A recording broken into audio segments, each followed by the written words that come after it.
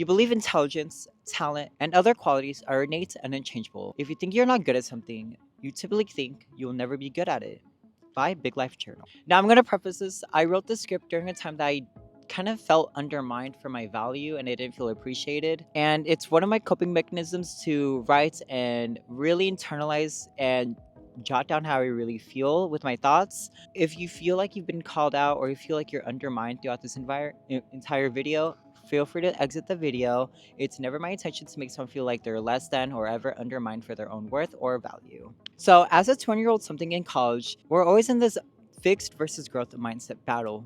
But doesn't it sound strange that the same system set in place is usually forcing us to confine to it? If this isn't a wake up call to tell you to keep pushing, then let this be your fucking sign. Hi, bad bitches! My name is Henry!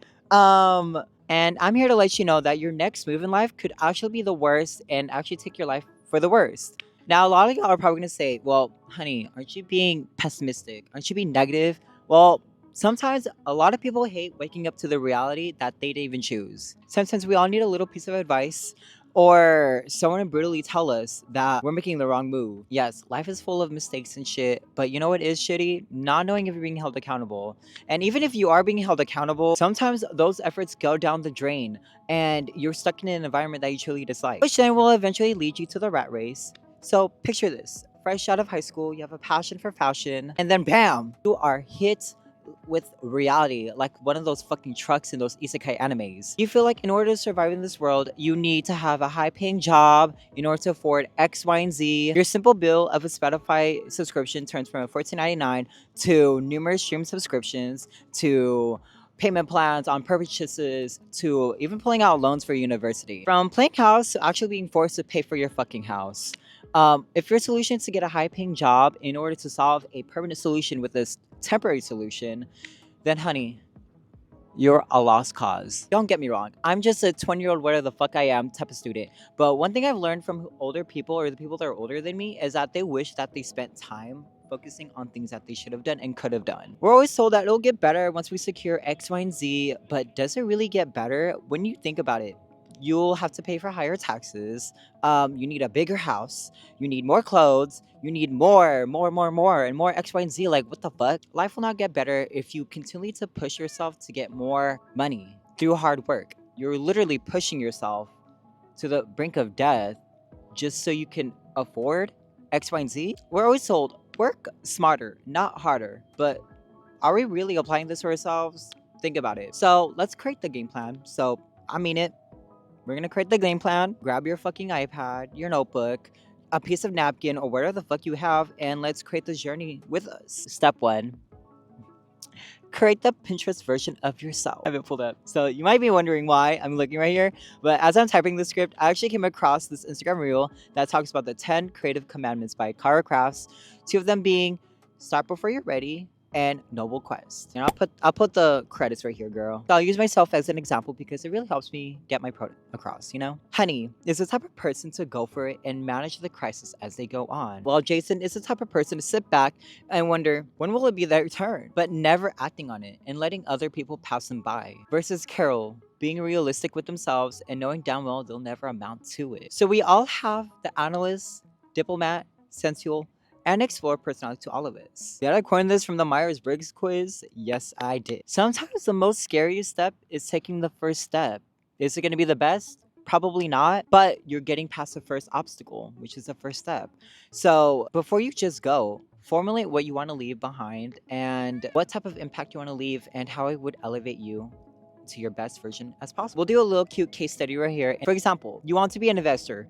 Bust out your objectives, and when it comes to investing, do you want to learn how to invest or do you want to learn how to grow your wealth? How do we go from everyone above? I always like to believe you need to be surrounded by the same type of people like you are. Kind of think of them as your council members, similar-minded people who can push you and to become the best version of who you are as possible. Not only do they support your vision, but they also elevate your wants and needs in your ideal goal. And especially if they're not around you, try YouTube and find people that are similar to you and create like a mini workshop when you're doing your game plan. So this is how we're going to do it. The biggest step is creating what mark you want to leave behind. The second one is how will you achieve as of mentioned marks. Number 3, how will you celebrate Number 4, how does a certain mark look like to you? And number 5, how will you keep yourself accountable? Hint, hint, this is a perfect time to create your dream board. And I know we're like in the middle of March, but it's your sign. So tying back to my investor shenanigans, for the first one, the mark I'm trying to leave behind is being able to be financially literate so I could teach my nieces and nephews on how to invest. Number 2, I know I've achieved as I mentioned marks when I fully understand what I'm teaching and how to avoid what is considered bad investing. I'll celebrate my investor period by throwing a mini celebration with my friends on my investor plans. As an investor, not only am I teaching my loved ones on how to invest, but I'm increasing my wealth by 50%. And number 5, I'll keep myself accountable by creating what did I learn, what did I use my time for, and slash how did I invest my time in X, Y, and Z. If failed, I'll redraw the game plan and see where I fell off and assess the situation. And just like that, you came up with a mini game plan, baddie. Number 2, you have other rules too. This is part of the part where it's kind of like deep. One thing I've learned that jobs treat you as expendable objects. Maybe that's a work culture, but I feel like I'm going to apologize if I sound like I'm ranting and it makes literally how I feel. Ooh, that's a fucking B. I feel like we often forget that we're multidimensional beings. We all have multiple passions that we often lose sight of who we want to become. Don't be fucking stupid and end up leaving your job because I told you so. I'm not a licensed therapist or X, Y, and Z, nor have I stepped a foot out of the door. I'm still in college, unfortunately. Now, this is for my college student girlies. Like, never stay in a position that makes you feel second guessed for your work. A lot of us spend time worrying about our exams. We often neglect our own mental sanity. We're always being told to be X, Y, and Z, but why don't we take into consideration of who we are as a person? You spend time listening to what other people have to say about you. The irony. Sorry, y'all.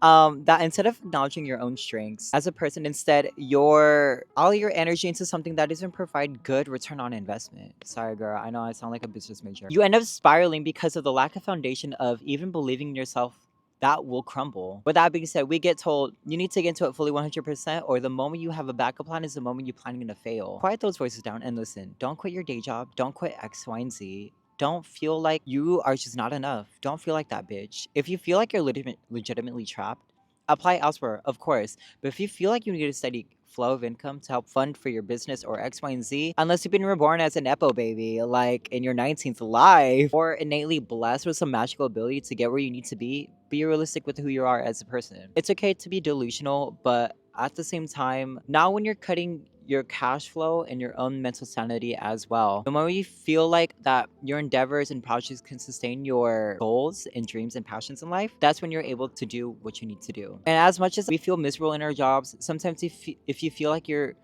truly at the worst part of your life, take that step. If you feel like you've tried and it goes nowhere, you take a step back and sleep on it. I'll be honest, sometimes I wonder what I'm doing in order to become who I need to become. That self-realization is really a hard pill to swallow. A lot of us second guess our intuition, but it's our body's way of letting us know that shit is about to go down. So number 3, figure your shit out. One piece of advice I've taken from my high school leadership teacher is that figure my shit out. All these lessons we're taught in school won't exist because we're learning how to assess X, Y, and Z, but life is not a textbook. So you're actively learning what you should expect should happen, but one moment you could be on top of the world and the next you could be bankrupt due to internal money laundering. Tying back to the main point of the video, real life won't be a textbook problem, but rather a Lego puzzle for you to solve. Everything gets worse from you. If you fully believe your life ends when you exit out of X, Y, and Z, that's how you know you've already lost. You can't figure your shit out if you're constipated. Instead, breathe in, take in fiber, and learn how to push slowly and slowly. This video isn't supposed to be this is how you do X, Y, and Z. Or you should have done X, Y, and Z. No, let this be a wake-up call. A lot of us spend time mourning the person we could have been, where it could have just taken 15 minutes. 15 minutes to do what you wanted. Something we all need to do is 15 minutes out of the day, out of the 16 hours a day, let it at least be something that keeps you motivated and afloat. Sometimes I wish, but that will always remain as a wish if I never pursue it. Don't become a I wish person, become a I will. Hi baddies! Thank you so much for watching this video. I hope you enjoyed this video. Of it gets worse from here. My personal take is that life will progressively get worse if you if you let it beat you the fuck up, honestly. Let's be honest. It will get worse if you don't learn how to learn.